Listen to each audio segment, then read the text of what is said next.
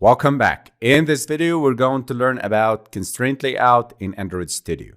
We have 3 text views inside this relative layout. I'll change this relative layout to a constraint layout. Type constraint layout, and this is the tag of the constraint layout. Android x.constraintlayout.widget.constraintlayout. This is for the attributes of this constraint layout, and the ending tag and the closing tag for the constraint layout is here. A constraint layout is a versatile and powerful layout manager introduced in Android that allows you to create complex and flexible UI designs with ease. It's designed to make it easier to create responsive and dynamic layouts, adapt to various screen sizes and orientations, and reduce the need of nested layouts. The core concept of constraint layout is constraints, which define how child views are positioned and sized relative to each other and to the parent layout.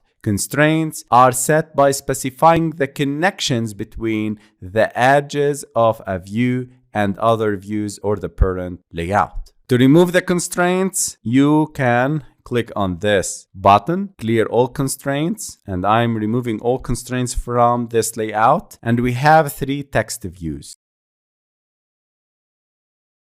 I can drag and drop them. Every widget and every view in Android has 4 circles, 4 anchor points. At least we need to anchor a horizontal and a vertical one. I am anchoring this text view with the parent edge. You can see it. This is the parent, the constraint layout that we specified a margin to it as 20 dp. Here I'm constraining this text view as 48 from the parent, from the top, and 44 from the left. If I click on this text view, we can see the text, and we have these attributes: layout, constraint, start to start of parent.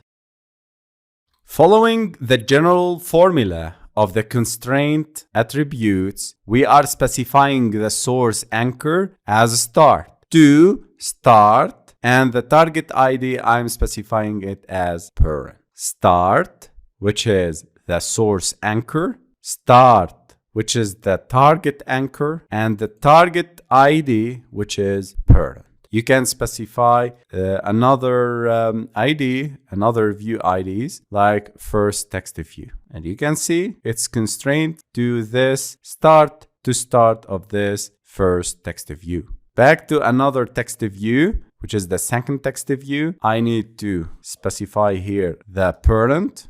And also we have another constraint. This is for the vertical constraint, and this is for the horizontal constraint. Top. This is the source anchor. This is target anchor, which is the top. And this is the ID, which is the target ID. In this case, I'm anchoring. I am constraining this text view to the parent constraint layout, which is in this case, this rectangle, blue rectangle. Also, we have margins. You can see margin start as 44. I am defining here a 44 margin from the left and 48 margin from the top. So you can see margin start and margin top. Here, in this case, we are defining the constraints to the first text view or this text view. Now let's move to another text view. In this case, I want this text view to be anchored to this text view and not to the parent. So I need to specify 1 horizontal and 1 vertical constraint. I'll drag and drop this anchor and place it here. You can see this text view is anchored now to this another text view. Also, I need to specify a vertical one. I drag and drop this anchor, and you can see this text view is anchored to this text view. If I move this text view, the second text view will be replaced and moved automatically. Whenever I move this text view, the second text view will be dragged again and moved again. If I move to this text view, hello world, I can center it to this text view. For example, if I specify these two horizontal constraints and specify it to this welcome to our course, it will be centered under this welcome to our course text view. Drag and drop the third constraint, and here we go. If I move this text, you can see hello world will be centered again because it's constrained to both left and right from that welcome to our course text view.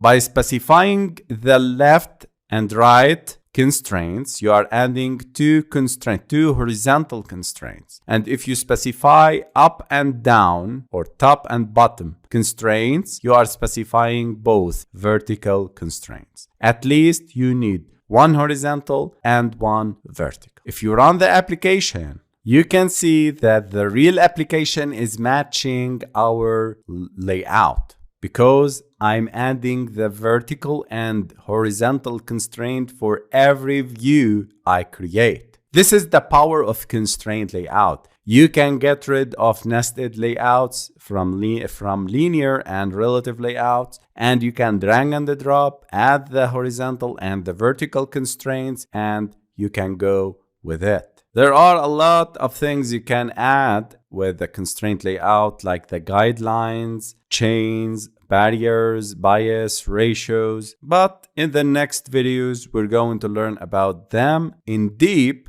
when working with complex UI applications. Using constraint layout, you can create a wide range of complex and flexible UI designs without the need of nested layouts. It's a powerful tool for modern Android app development, offering both a visual design editor and XML support to suit different design workflows.